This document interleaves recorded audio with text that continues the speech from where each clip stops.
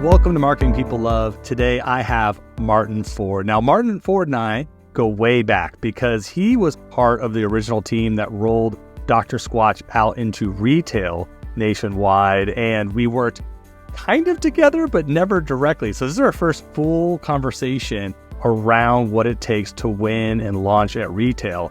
And something that I've been aware of, but he reconfirmed, is that you do not want to botch a retail rollout. So we're going to go over what you need to be aware of to win during your retail rollout and what kind of metrics you need to be looking at and aware of in order to track success and make sure your product moves off the shelves. We're going to talk about mistakes to avoid and areas to work in. He is a retail strategist, not necessarily a broker. So his only goal is to make sure that brands see success.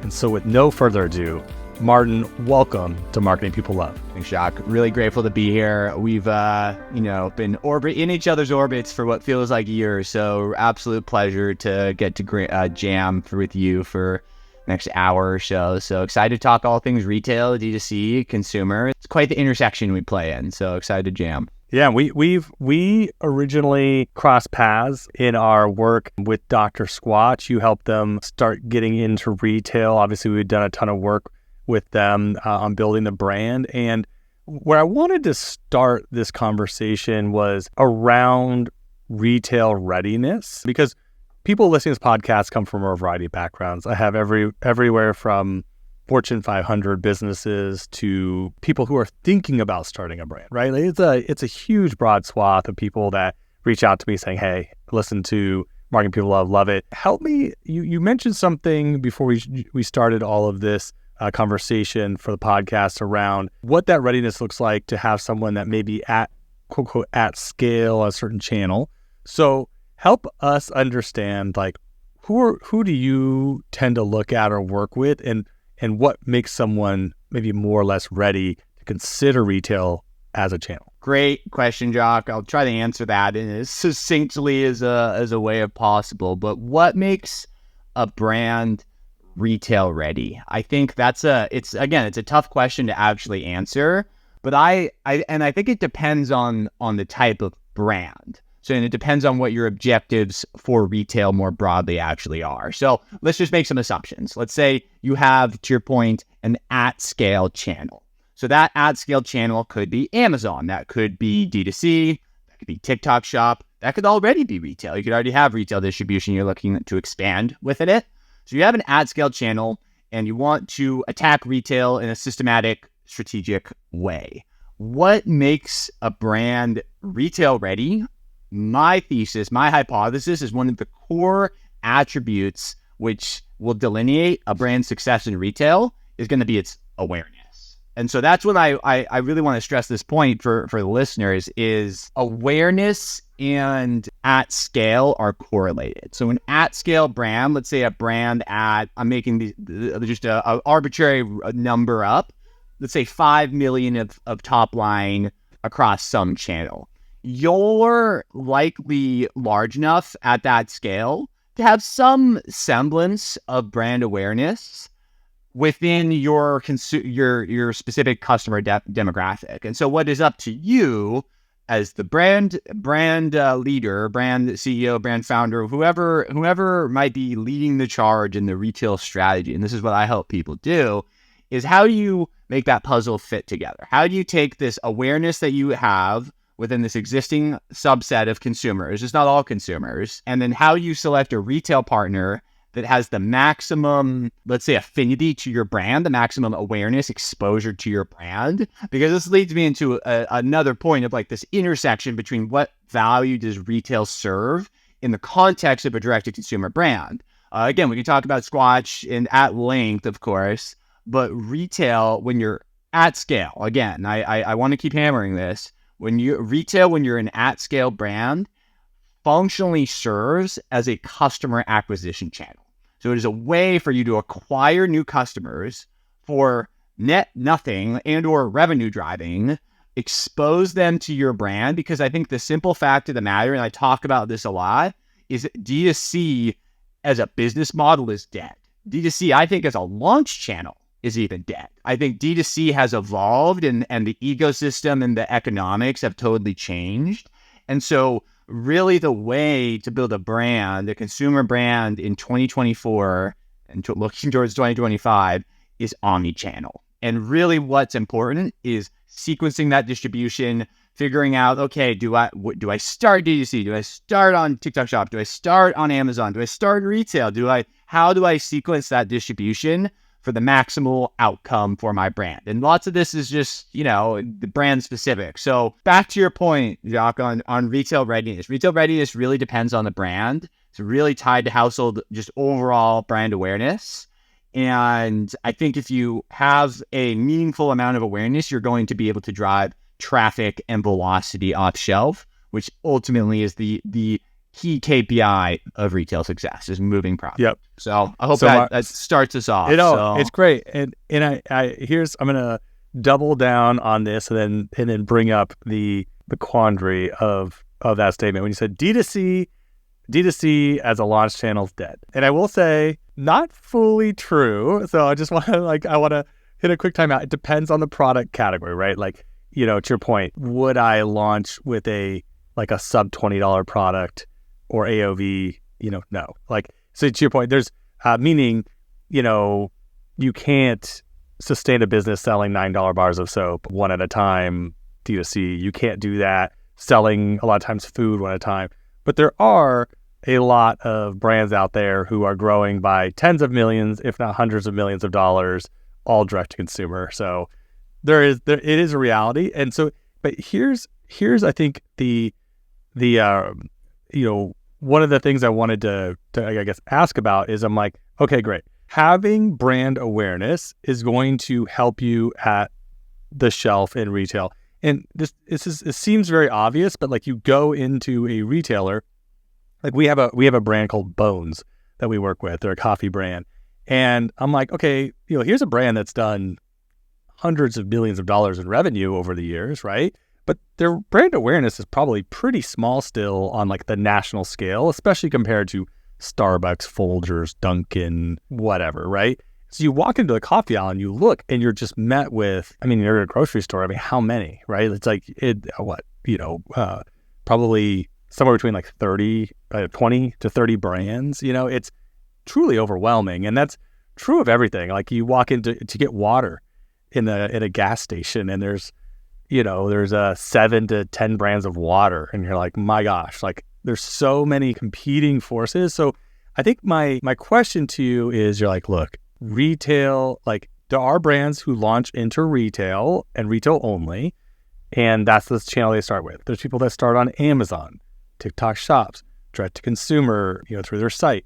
There's a lot of places that people start, but to be successful at retail, it always helps to have, it helps in general to have more brand awareness. Like, how do you play that game of driving brand awareness off of retail, period? Or is the plan at retail to primarily do demos? I'm like, how do you drive that brand awareness? Or are you like, hey, this is an expensive game to get into. You need to raise enough money to generate eyeballs to create demand in a limited market before rolling out nationally. My mind just spins out on like, okay, chicken or egg, how do I roll into retail, but also get brand awareness? Or is that happening primarily in different channels and then you're benefiting at retail? So I know it can happen a lot of different ways. That is the broad question. Okay, let's dive in, Jock. And you made it, again, an important distinction. I'll double click on, and then this ties into this, my answer here. But when I say D2C as a launch channel is dead, I don't mean D2C is dead. D2C, to your point, it's a there are huge behemoth brands that are just absolutely humming along exclusively D2C, remain exclusively D2C. What I mean is, like, if I'm cold starting a brand in 2024, and like, to your point, this AOV is sub $20 and CACs where they are, like, D2C is not where you would want to start. And so I think it comes fundamentally down to how you, as a brand owner, successfully scale awareness to a point to where you can have meaningful impacts in the context of retail. And so how does someone do that? I'm going to kind of contradict myself here. I think the way that most brands that scaled through, let's just say the era of like the 2010s, the pre-iOS updates, there's almost meta ads arbitrage, as I've been describing it. A lot of people and brands were able to scale paid media so effectively throughout the 2010s that through that, the hundreds of millions of dollars that these brands have spent on just their brand alone, on Meta, on Google, on all the different ad channels that you can optimize for, people have just built up a household awareness through that channel alone, through D2C. So that's actually, I think, one of the big values that direct-to-consumer brands actually offer retail is you're not just some cold start brand. You're not some brand that nobody's actually heard of. You have built up household awareness that you can measure and demonstrate to a retail partner. And so you can show that retailer, hey, look, I'm sitting at 20% household awareness, and we think by launching in X subset of your stores, we'll be able to grow that awareness by, I'm making these numbers up, 5, 10, 15% over the next 2-3 years. And that's, I think, what actually happens with a lot of consumer brands. So I'll give you an example. Again, where we came together and we have a shared commonality is through our time at Dr. Squatch. Squatch, when we launched in retail, I can't remember the exact figures, but it was a maybe 20 to 25% household awareness, general population brand aided awareness. So of these soap brands, which of the following have you heard? Dove, Dial, Irish Spring, Dr. Squatch. And so that awareness was sitting, this mid to low 20% range. Today, I believe, based on some of the syndicated data I've seen, awareness for that brand is sitting over 50%. So almost half the country now knows what Dr. Squatch is. And that's actually, I think, a core reason of why they've been able to scale their retail channels so effectively and why D2C has remained steady for that business as well. As they become a full omni-channel business, they got that initial awareness via D2C. And the thing that's really interesting about retail in the context of demand generation, I think this is a fundamental reshift that D2C brands have to make as they enter retail, is your campaigns, like what you are, let's say your marketing channels, the call to action is totally different. So for example, on D2C, you're optimizing for swipe up and save $5, $10, free shipping, whatever the call to action is for that ad right there. It's all about conversions. It's all about clicks, and you can measure that. You can attribute that. You can have extreme specificity on the data set that these direct to consumer brands have. When you go into retail, it turns on around entirely. So you go from these attribution, these clicks, these conversion based campaigns to awareness, to reach. Those are the primary KPIs. Your call to action now is now available at Walmart. That's a totally different audience that you're speaking to, a totally different customer, a totally different just narrative that needs to be designed. And I think that's kind of the crux of the issue for a lot of, again, D2C native brands that are launching to retail for the first time. How do you adapt your entire fundamental marketing strategy from conversions to awareness? And how do you take that awareness and how do you drive velocity at shelf? Very few people have figured out how to do that. I'm not even an expert in this. I just know that that's what is critical, and that's the levers that you actually have to pull. But, I think that's the best, most pertinent example I think you and I both would understand that I can think of. So I hope that all makes sense. And I think my secondary question on this feels more obvious if you can get a brand to, we'll call it $100 to $300 million out of retail, right? So if you can do it on Amazon, you can do it on Amazon and direct to consumer channels. If you can do it on TikTok Shop and direct to consumer, it's like the case for it becomes much more clear. You're like, clearly there's product market fit. Clearly people are buying this. And then the question becomes, what would that retail strategy be?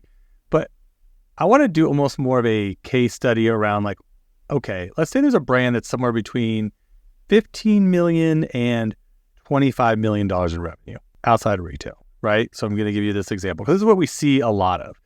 Successful business, anywhere from lower end, maybe 2 years into their journey, a lot of times on the higher end, maybe 5 years, 6 years into their journey, like in that range. and they get an opportunity that they're excited about with a retailer. So it could be anywhere from Whole Foods and Sprouts, or it could be Walmart, or it could be Target, right? And it's like, well, they want us, we should say yes, and we should roll out. And the mistake I have seen, like we've had people call us where they're like, hey, like we're getting into 100 Costco's, and they're like, we got $50,000. What can we do for that?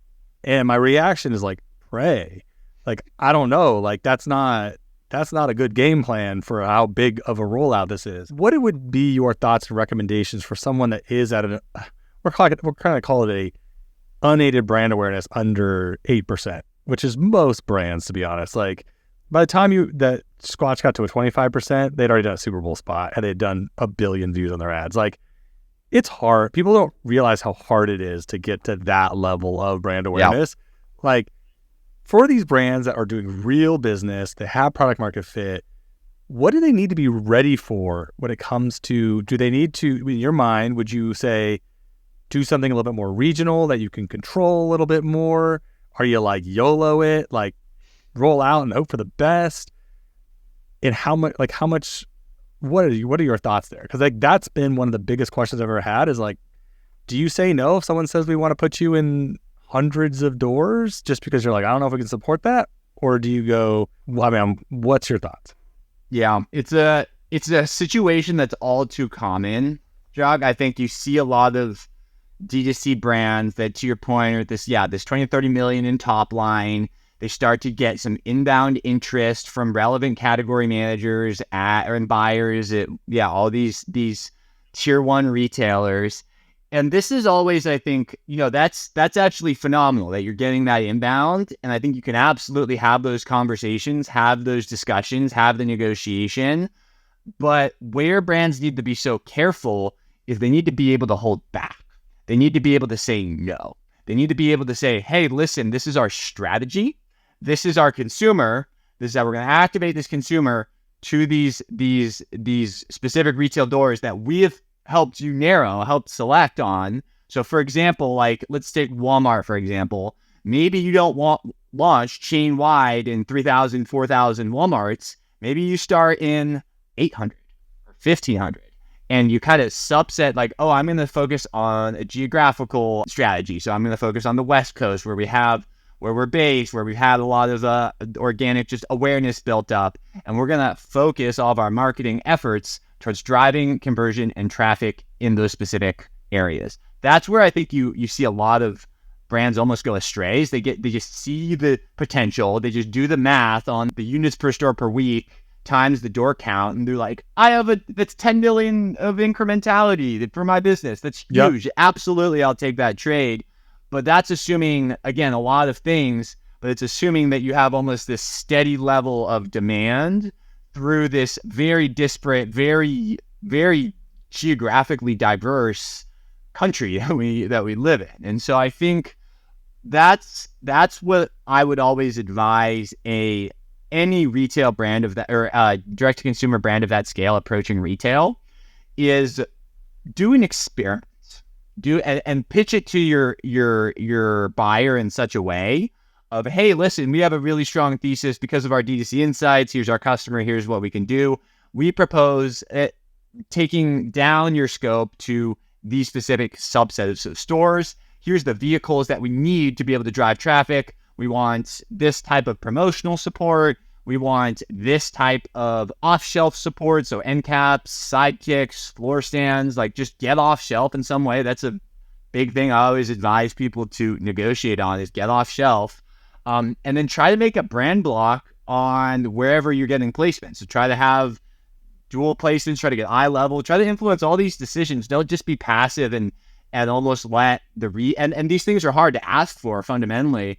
But I was gonna say, I'm variables, like, you gotta have, it's like, it's a weird dynamic to feel like, wait, do I have any right or leverage to ask these questions when I'm not the one that's driving the sales velocity for this retailer? Like, that feels like that comes with the power of the big strategics and like the, just the buying power and the support that they're going to provide in advertising. So obviously the worst you get is a no, but I think fundamentally the question of the fundamental question I had is, does it reflect poorly to say, hey, I don't want to bite off more than I can chew. I want to start with a more strategic rollout. In your experience or your mindset, are retailers open to that? Yeah. And I think retailers would actually respect you more if you took that strategy, Jockey. If you took a more nuanced, strategic approach, you have to phrase it in the right way. You can't say like, oh, we don't have the bandwidth or the capacity or the operational capabilities to support retail. That might all be true.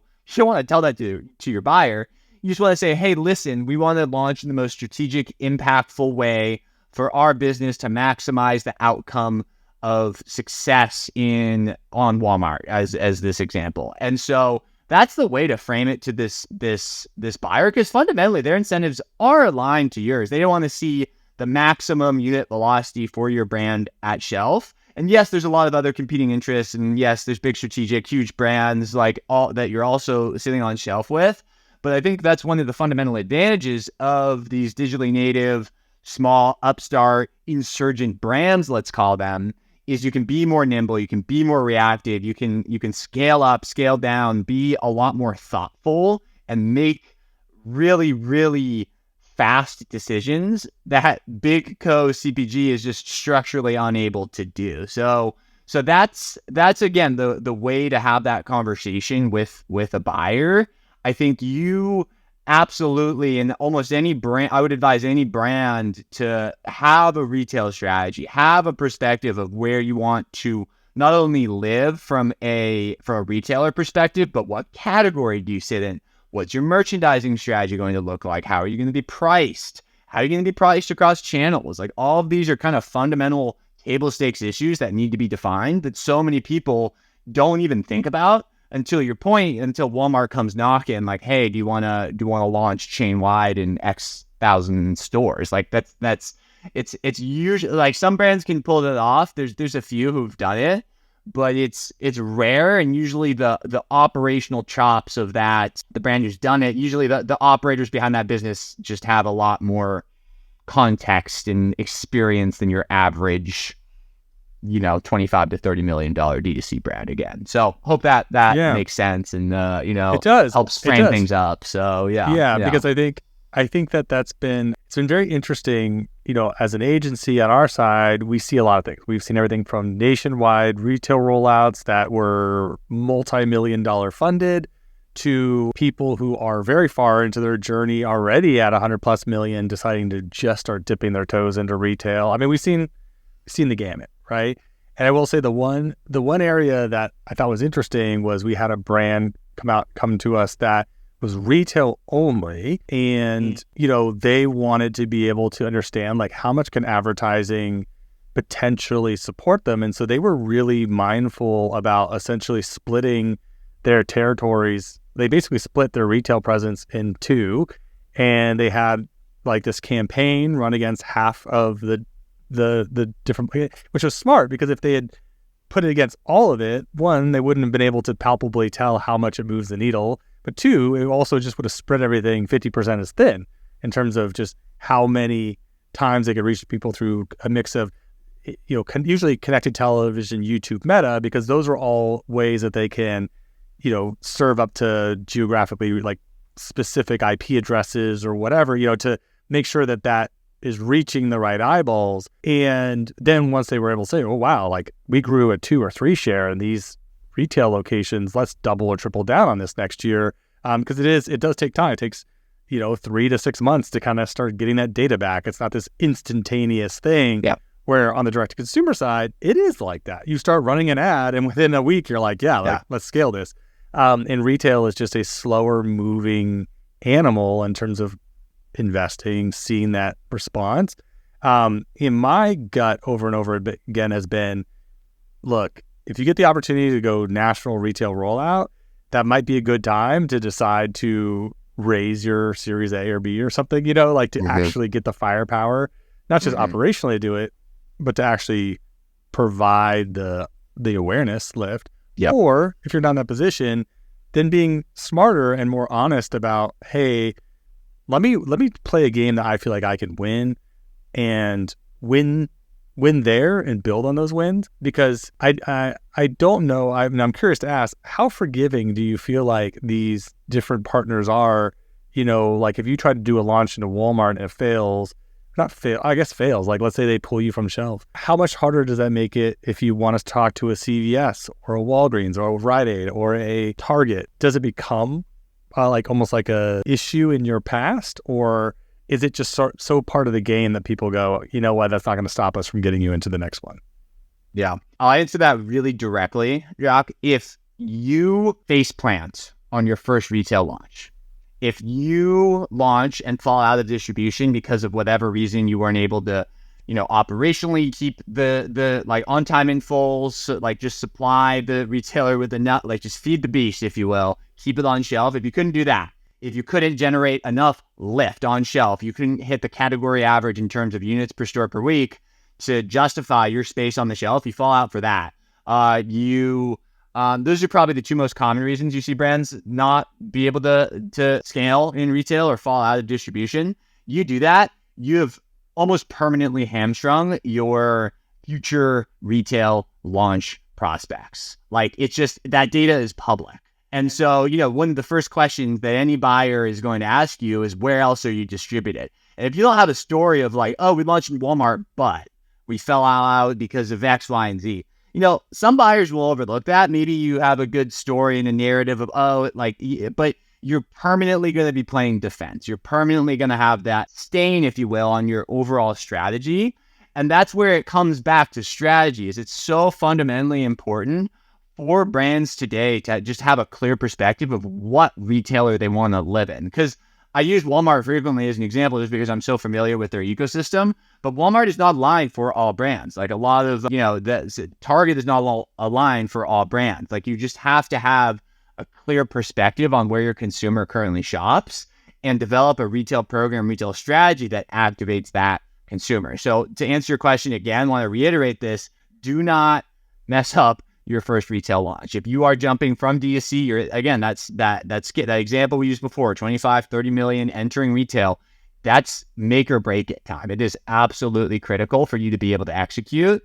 And that's what I love is helping people do. It's just that critical juncture, that scale up, if you will. That's been, it's been a real pleasure to get to work with a host of different brands at that inflection point and helping see the mistakes, the wins, all of the things that you can make when a brand is at that point. And it's just, nothing but it's been a real privilege, real pleasure to help specialize in folks doing such a thing. So that actually is my next question, which would be around of what you can share, whether things you're currently working on, things you worked on previously.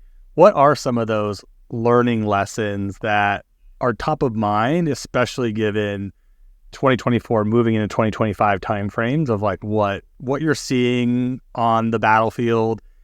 What are some things that went right for these brands? What are some things maybe that haven't gone as well and we're learning lessons? Yeah, so I've seen the gamut. I've seen brands a la Dr. Squatch, a future case study of how to launch and scale a D2C brand into retail. I've seen that. And I've seen everything from just brands never even being able to get the conversation started with the retail buyer just because they haven't developed. Maybe they have product market fit on one channel on D2C, but they haven't been able to credibly demonstrate how to do the same thing in retail. And so what I'm seeing is like critical to be able to succeed in 2024, 2025 is, again, it's this, and you guys, I'll give you guys a shout because you do a huge service to helping brands do this, is you need to have some credible way for, I call it demand generation, but that's just like this attention arbitrage. You need to be able to capture people's attention through engaging, relevant, entertaining, informative content. You need to be able to do that as a brand, is capture that the 3-second attention span us humans have in modern society. You need to be able to capture that immediately, and you need to be able to have a campaign that is a strategy where that works on one channel and be able to successfully apply that to multiple channels when you do start to go omni-channel. So that is, again, where I want to shout once more, The value of direct to consumer is it lets you test and iterate that marketing muscle, if you will. And obviously the work that you do at Raindrop has been pivotal for a whole host of other brands and honing that message, that craft. And so I think it's really, it's about what resonates, and understanding your consumer and your customer and just really being able to speak to them in a way that is relevant. Where I actually see this applying in real time is I'm working with a major creator-led brand today, and the creator-led, celebrity-led brands, I think that's the new wave, the new attention arbitrage of direct-to-consumer. So direct-to-consumer in the 2010s, let's say, was highly relevant, really scalable, really worked. Now, mid-2020s, I think this already captive audience that so many, let's say, creator and celebrity-led brands have, how do they harness that audience, attach a really relevant, resonant product to them? That's where I see a lot of brands having a ton of success, launching impactful, successful ways. Today, some of these, again, these creator, celebrity-led brands. So that again reaffirms my point of they have that marketing muscle, if you will. They have that audience that they're able to immediately activate.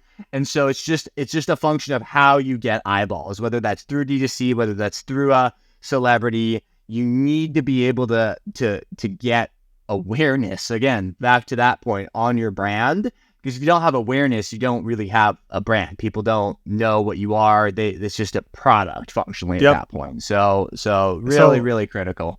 It'll be interesting too, because I think one of the Achilles heels right now of the creator-led brand is, and we was seeing this, whether it's the stuff from Jimmy and Mr. Beast or the folks involved with Prime and other things. It's like my son's 9, just for context. My son's 9.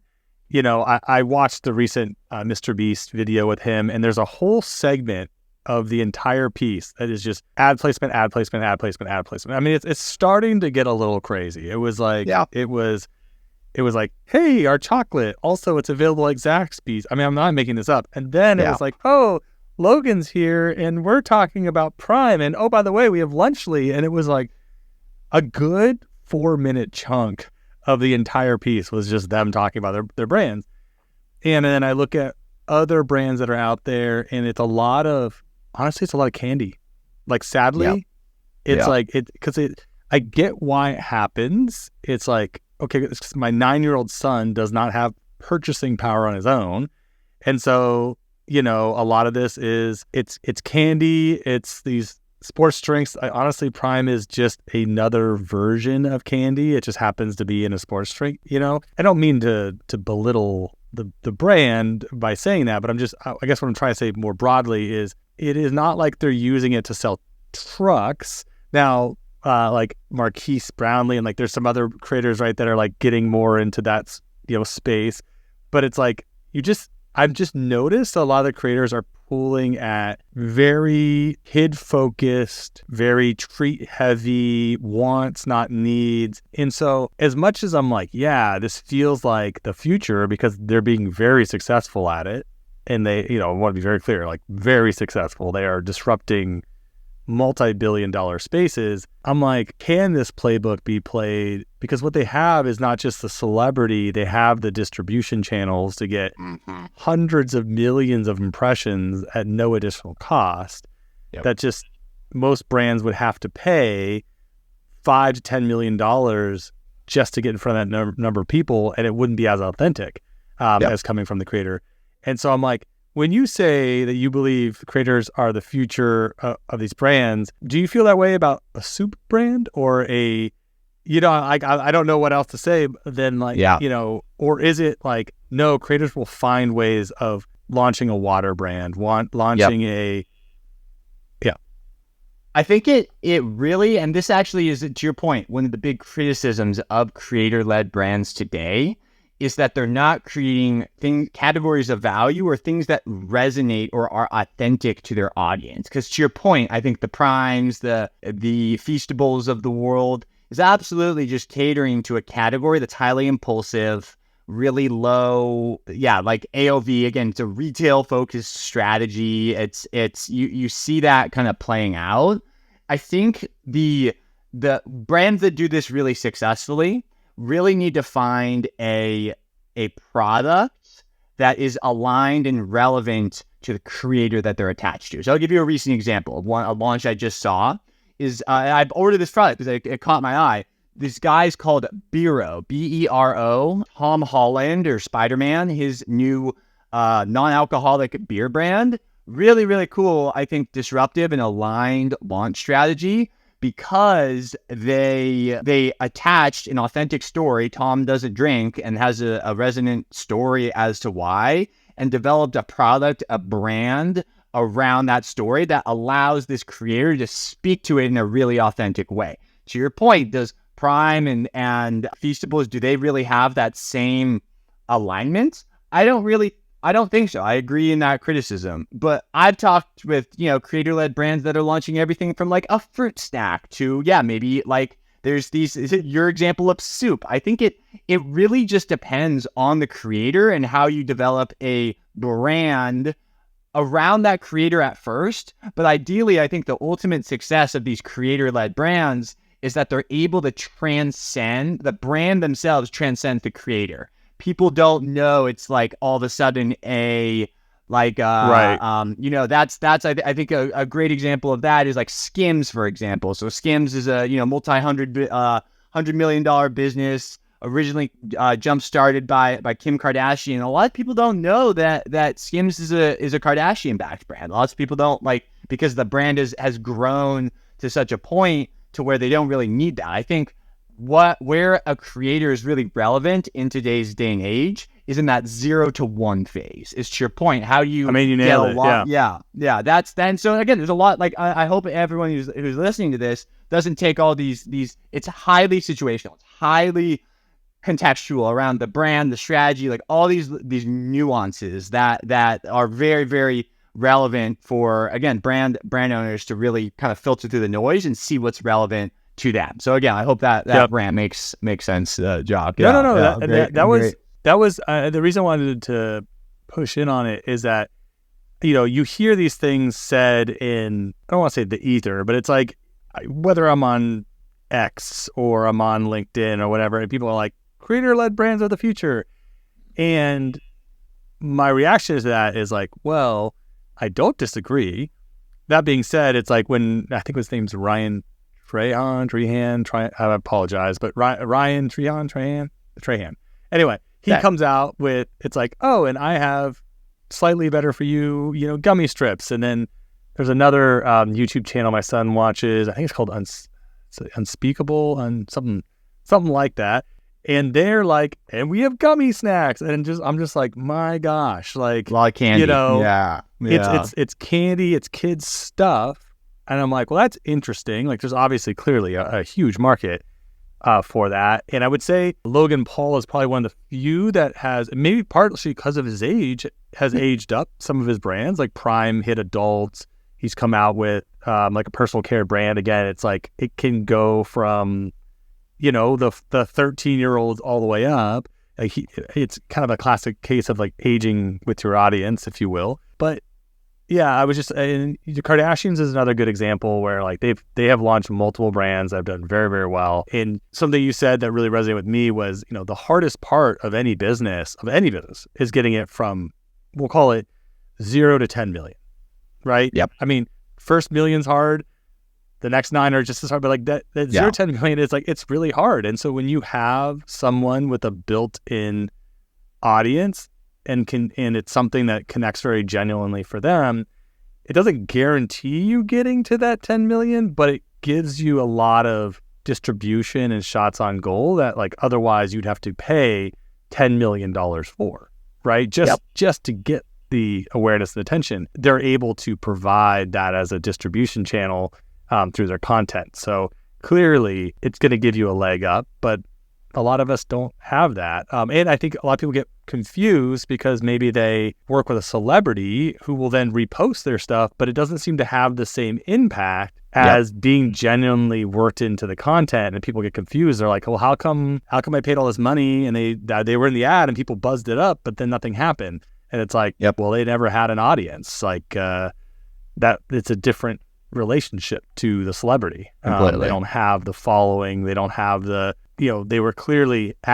like in their post. It's like, okay, I'm getting paid to post about this. Anyway, it's just an interesting reflection on the difference between a creator being in an ad versus being a creator-led brand. There's a distinction. Absolutely. Yeah. There's definitely they're not the same. Simply paying Tom Brady to hype your product is not the same as Tom Brady co-founding a consumer brand from scratch. So very, very different distinction. Want to double click to your point for the listeners, because that's very relevant. So cool. So final thought, from you here. I know you're very involved in the Walmart world. I see pictures of you. I think I just saw you in front of a store that said Walton's. Is it fair to assume that that's like the original Walmart before there was a Walmart? It's the Five and Dime store in the town square of Bentonville, Arkansas, the home office, to those who don't know, of Walmart. So if anyone here gets the opportunity to go down to Bentonville and even just pitch your product, I can't recommend it enough. Walmart is a phenomenal partner, incredible retailer, incredibly innovative, incredibly disruptive. I can talk at length about my love affair for the partnership that is Walmart, but there's very few retailers who can move the type of volume for the right types of brands. So it's, again, that's important to note. But what else about Walmart can I go on a little tangent about? Yeah. No, that was actually going to be my final question for you, which was, I think a lot of people underestimate, which I can't believe I'm saying, just how many people step foot into a Walmart on a monthly basis. I mean, I've seen some of the numbers. It's like 1 in 2 Americans. It's something nuts, yeah. Right? I think my ultimate question is if someone is considering, like, okay, I've been doing this, I think I might be a fit for Walmart, what are the questions that you would be asking yourself? And like, when is the time right to reach out? Yeah, in the context of Walmart, I think it's really important, and you need to understand who Walmart consumers are. Is a Walmart consumer is almost to a T, let's say, an average American. So if you have a mass appealed brand, a brand that is not like, and again, I'm generalizing here, but maybe isn't like the most premium price, isn't top of the category in terms of your MSRP, has really broad appeal, really has deep category penetration, households of all kind buy them. Again, I'll once again cite the example of Dr. Squatch. Dr. Squatch, in the research that we did, confirmed that by the products that people were purchasing, so the bars that they used before using Dr. Squatch were Dove, Dial, or Irish Spring. So that suggests, by that purchasing behavior, a mass audience, a non-premium, like, it's not like one person switching from their natural soap to another natural soap. No, this is like someone trading up. And so that is indicative of, again, a mass audience. Where do people shop for those 3 brands? They predominantly shop at Walmart. And so that's almost the thought process, the level of analysis that brands need to do if they're thinking, am I aligned for this mass audience? I think that's what, like, again, I'll go on a little mini rant here, is I think that's what a lot of consumer brands almost get wrong today, is they're building for these coastal elites. We're SoCal based, of course. You've got the LAs, the New Yorks of the world. And so many brand founders live in those places and build brands for themselves and for their friends. That's not the average American. We live in a bubble. And so you developing a brand from the ground up for this mass appeal, this value customer, let's say, I think is a huge, huge opportunity for a lot of brands. It's like, we don't need to just get another premium version of a tortilla chip. We need, like, another Tostitos, let's call it. So I think that's the question for if you're a brand considering Walmart that needs to be answered, is like, how mass is my appeal? How broad can I actually go? And then, if you have all the data to be able to back that up, the time is right when you can, just when you have a strategy to be able to credibly drive that traffic and that awareness to Walmart. Because it's so much more than just getting on the mod at Walmart. It's all about driving velocity off shelf. I hope that's the big thing that everyone takes away from this episode, is figure out how to generate demand to move velocity at shelf. And there's so many different other service providers and, yourself, and, happy to jam with anybody who wants some pointers and the levers they can pull. But that's, a whole episode in itself. So yeah, absolutely. Yeah. Cool. Thank you, Martin. Yeah, absolutely, Doc. It was a pleasure to jam with you. Thanks again for this. And until next time, my friend. All right, that's what we have for you today. If you enjoyed this conversation, please make sure to subscribe, because we would hate for you to miss the next one. We have so many great episodes coming down the pike as we discover more and more what it takes to win today and tomorrow as a brand on Marketing People Love. Until next time, this is Jacques Spitzer signing off.